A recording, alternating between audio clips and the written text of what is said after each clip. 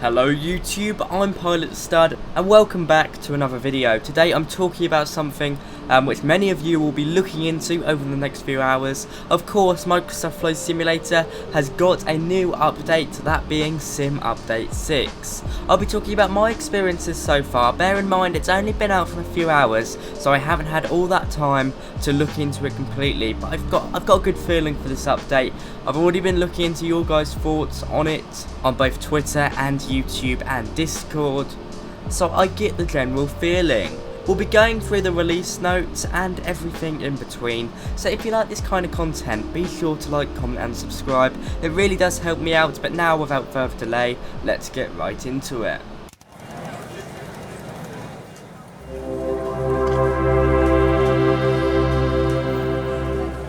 Okay, so I'm in the A320NX. I chose this aircraft because it's a nice indicator of whether most mods are working with Microsoft Flight Simulator. In addition, we're at this wonderful London Stansted scenery, which is really good. On top of that, I've got my second monitor running with my recording software and the release notes open. I've done this to basically put Microsoft Flight Simulator to the test, and at the moment you can see we're getting around 37 FPS, which is pretty decent. I mean, I think compared to last update we've gained a few more FPS. It's certainly more stable, we're not getting as many drops as we were, but of course we'll get a better feeling when we're flying. I've already done a few flights in the A320NX and the JU52 to get a nice combination and a nice feeling for this update, but so far so good.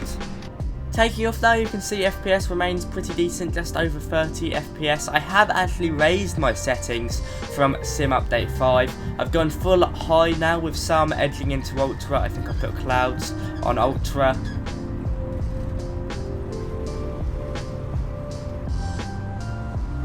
And overall, I definitely say there's less stuttering. I don't know why we've got a vehicle crossing over the runway right now. So what does it say on the release notes? Well, we'll have a look through them, but overall my impressions on this update, definitely compared to Sim Update 5, is that it's improved the look of the sim. It doesn't look as blurry in places, definitely doesn't look as kind of washed out. They seem to have increased the field draw distance, so you can look out and see quite a few trees on the horizon, and there's no weird glitches, I have to say. As a whole, I'd say I'm pretty impressed. We can now get rid of the FPS counter because I've got a good feeling for the performance, so let's go up and get rid of that. And we're now going to work our way through the release notes. So first of all, something that sticks right out, right at the top, is that to celebrate the launch of Windows 11, Microsoft Flight Simulator, basically across 11 different famous landmarks, I'm guessing 11, they've lit them up in Windows 11 colours, which I'm guessing is a blue colour. You guys, I'm sure you'll find them quicker than I can. I haven't seen them myself, but I imagine it's your world famous landmarks. I think they did do this around last Christmas time, putting Christmas trees everywhere, but yeah, that's another story. Just look at the clouds though. There's no grainy textures like there was before, and of course there was workarounds for that, but I'd say clouds have definitely improved. Sticking with release notes, you also get a new livery for the extra 330 LT. Now importantly, stability wise, they say several crashes have been fixed across the title, which I would have to agree with, although I didn't actually experience many crashes on Sim Update 5 eventually. I know many people were, and many people were annoyed about it, so we can hope and pray that it's worked on some people. Definitely agree with this point. More optimization work has been performed, including performance with real-time air traffic after a long period. Now, I don't know whether you guys experienced this issue. I have had enough time to test this out, but after about maybe 40 minutes of flying, your FPS would drop heavily. Now, the root cause of this issue was something to do with real-time air traffic, and it doesn't seem to exist anymore as long as I've been testing anyway. Optimization, it's definitely been optimized. The sim feels a lot smoother, especially when loading in. There's not so many glitches, and it seems to handle itself better, to be fair. Of course, that's just my opinion, just my view, but with the amount of hours in Sim Update 5 I had, I think I can tell the difference. Overall, it seems to be much more stable. Of course, it might develop as I put more hours into this version, but so far it's looking good. Now, as always, we've also got the new air rack cycle. This is cycle 2110. That brings over all of the navigation data improvements, including improvements on offset localizers and in-sim magnetic variation. Moving over to weather, I can actually show you this feature. If we come into weather now, you'll see we're on live weather. So this is what over Stansted looks like at the moment. But if we come over to clear skies, oh, aircraft's a bit wobbly there. Hopefully it'll sort itself out with autopilot. And come over to, I don't know, a few clouds maybe. Beautiful, love it. We can now change gusts. So come on to gusts. Down here, you can now add some gusts. We want to really put the aircraft to the test. We're going to put this on gusts per minute up to 20. You'll notice the aircraft gets smacked from the side. It will probably make a mess, but let's just keep an eye on that. If you want to change the gusting, you do have to change wind speed first. I think we did have control over this a long time ago, but they've deactivated it and apparently reactivated it now again. So much so that it deactivated our autopilot there. Strange stuff nonetheless.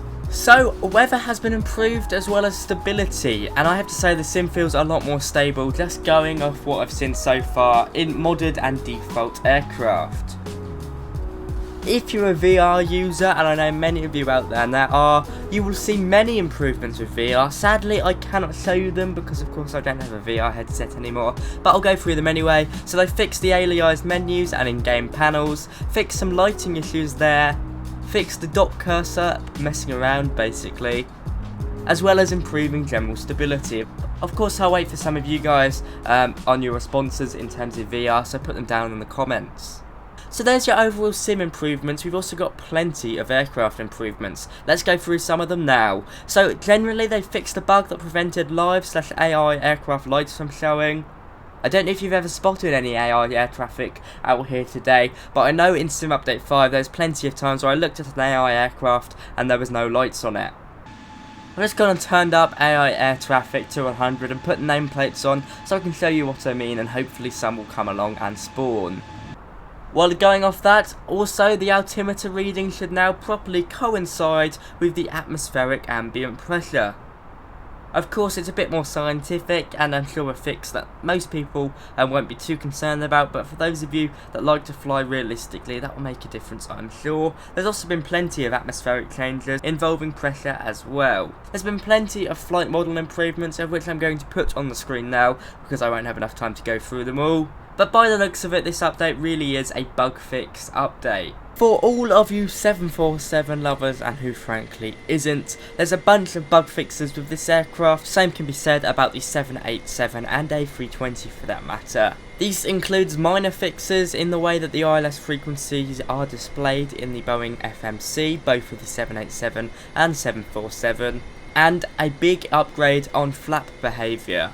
In addition, if any one of you experienced the issue where the 747-8 could not capture the glide slope, that's now been fixed. With little aircraft from the DA40 to the 152, there's been a bunch of fixes of which you can read in further detail with the website linked in the description. Things that stick out to me including the improvement to the way the auto-completion on the checklist is handled. In the 152 it actually meant in Sim Update 5 auto-completion would not start the engine. That's now been fixed, so that's a pretty big thing for those starting out. Almost every single aircraft has seen updates and improvements in some way, shape or form, most notably focusing on bug fixes and issues people have been experiencing for a while, showing once again the whole theme of this update being a bug fix update. For those of you who use the default avionics, I mean, there's a plethora of changes here, from bringing it up to date in terms of getting rid of outdated systems implemented there, to bringing over new features. The VFR map has also had some improvements, although what they say is that it shouldn't take so long to load. I still find it takes quite some while to load, but you can extend just a bit further out. Once again, a minor fix there. A notable feature that's been a notable change that's been introduced in the settings is that you can now bring up terrain level of detail to 400. Let's see what this does to my computer. I haven't tried it before, so let's see. Apply and save.